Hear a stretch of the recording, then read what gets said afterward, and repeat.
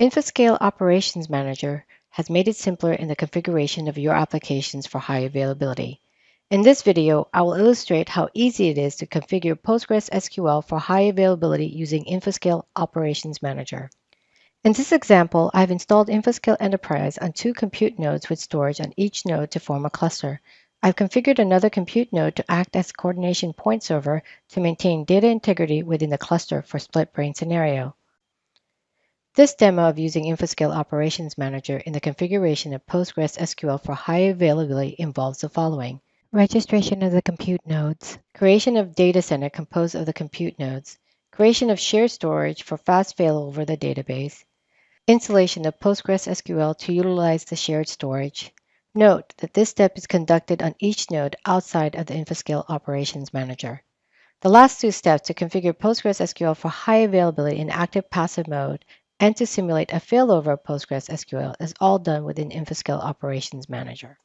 After InfoScale Enterprise has been installed and the nodes has been configured as a 2-node cluster, the first step is to register the nodes.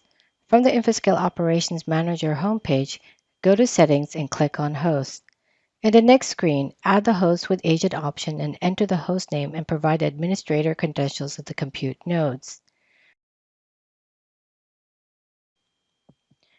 Next step is to create the data center. Go to the home page, and from the Server tab, we can see that the nodes added are now visible and under Uncategorized Hosts. We can then create a data center composed of those 2 nodes. Afterwards, we can create shared storage. From the Storage Cluster category, we can see that InfoScale Operations Manager has recognized the 2 nodes as a cluster and able to create shared storage from the disks attached to the nodes. From this view, we can see 2 disks on each node that would need to be first initialized for data sharing. After the disks have been initialized, we can now create a disk group from these disks and enable flexible storage sharing. Flexible storage sharing allows for the sharing of the disks between the nodes in the cluster. We can see that the disk group is shared and has a total size of 199.87 GB. This disk group is also visible on both nodes. We can now create a volume from this disk group using the default layout values of mirror_cat across the host. We'll create a file system on this volume and mount this volume on both nodes of the cluster. Logging onto the command line of each node, we can see that the volume has been mounted on both nodes. The next step is installation of PostgreSQL.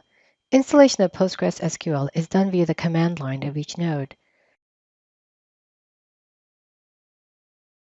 Since the file system used for the data is mounted on both nodes, the database is initialized and the password is set on only one of the nodes. After installation of the PostgreSQL, the next step is to configure PostgreSQL for high availability. We first have to download the required agent libraries from sort, and then install the agent-specific libraries on each node, which includes ACC and PostgreSQL libraries via the command line. The ACC library contains most of the common functions to perform process identification, logging, and system calls would need to be installed first before the database-specific PostgreSQL agent libraries are installed. After installation of the libraries on one of the nodes, run the included script PostgreSQL command to import the PostgreSQL types. From the InfoScale Operation Manager, we are now ready to configure PostgreSQL for high availability. From the Availability tab under Uncategorized Cluster, you will see the cluster discovered when the nodes were added. Right-click to create an organization, provide a name, and assign the cluster discovered. Expanding the cluster organization, you will see service groups, CVM, and VXVAN that were automatically created when InfoScale Enterprise was installed to form the 2-node cluster and the coordination point server was configured. By definition, a service group is a collection of hardware and software resources and their dependencies that are required for an application to run. There are 2 service groups that need to be defined for the high availability of PostgreSQL. The first service group would mount a data directory, and the second service group would manage the start and stop of PostgreSQL. As you can see, the first service group to mount the data directory has already been created.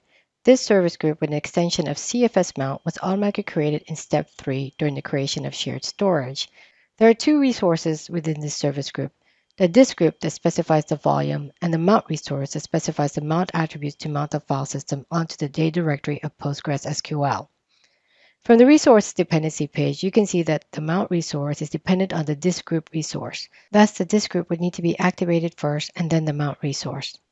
This service group is a parallel service group since it runs simultaneously on both the nodes. There are two other types of service groups: failover service groups, which run on one system at a time within a cluster, and a hybrid service group, which are used for replicated data clusters that combine both failover and parallel service groups. The only service group we would need to manually define is a failover service group for PostgreSQL, which is responsible for the running of PostgreSQL. The resources for the service group would involve three resource types. The first resource is the actual network interface resource, which specifies the network interface that will be used for the data traffic. The asterisk next to attribute indicates a required entry. The second resource is the IP resource, where we specify the virtual IP for accessing the database, the network interface to attach this virtual IP to, and the net mask. Note, this virtual IP is also registered in the DNS with the name PGSQL-Central. Afterwards, we add a PostgreSQL resource.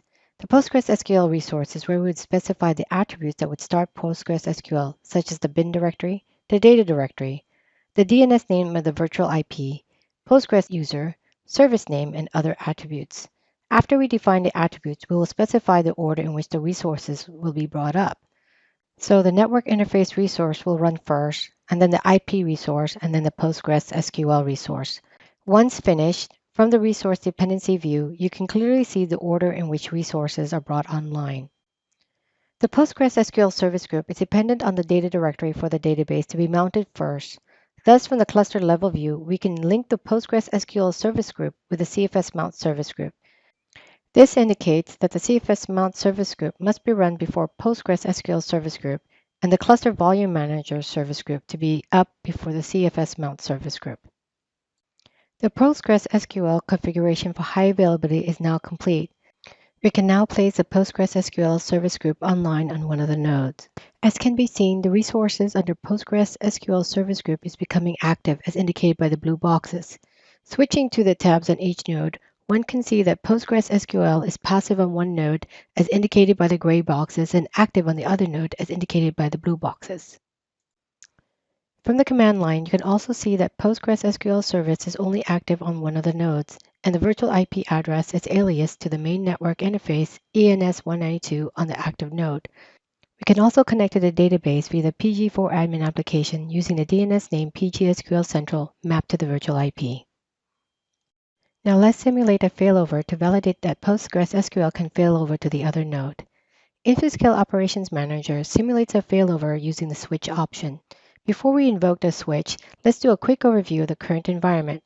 From the Resource State tab, PostgreSQL is active on one node as indicated by the blue boxes and passive on the other node as indicated by the gray boxes. From the command line, the virtual IP is alias to the main interface network of one of the nodes, and we can connect to the database using the DNS name PGSQL Central that is mapped to the virtual IP. Let's now simulate a failover using the switch option. As you can see from the InfoScale Operations Manager, the failover will cause an offline of the resources in one of the nodes and an online of the resources on the other node. After the failover has completed, we can validate that resources did fail over to the other node. The parallel mounts to the data directory allows for fast failover to passive node. The virtual IP is now alias to the main network interface of the other node. From PG4 admin application, we can see that the database is up and running. From this demo, we have illustrated how InfoScale Operations Manager makes it easy to configure applications for high availability. Thank you for watching.